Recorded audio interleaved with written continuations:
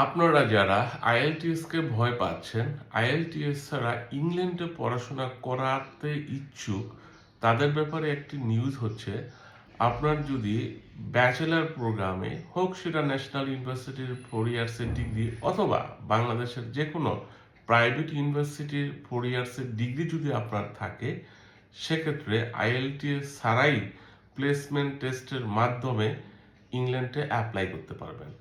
আপনি যদি প্রফেশনাল কোনো প্রোগ্রাম চয়েস করেন, সেক্ষেত্রে কিন্তু আপনি আপনার স্পাউস এবং ডিপেন্ডেন্ট চাইল্ড সহকারী অ্যাট এ টাইম চলে যেতে পারেন।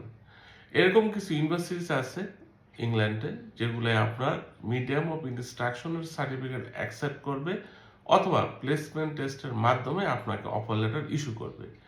যেরকম ইউনিভার্সিটি অফ অলভারহ্যাম্পটন, অ্যাস্টন ইউনিভার্সিটি হোক সেটা কমিউনিটি ক্যাম্পাস অথবা লন্ডন ক্যাম্পাস, যে ক্যাম্পাসে বলি না কেন অ্যাকসেপ্ট করবে।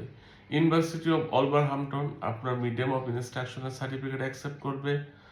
University of Trinity Saint David, যেটা university of Wales Trinity Saint David নামে সবাই চিনে, এরাও কিন্তু আইএলটিএস ছাড়া আপনারকে অফার লেটার ইস্যু করবে বা কাজ ইন্টারভিউটা দিলে কাজ লেটারও দিয়ে দিবে।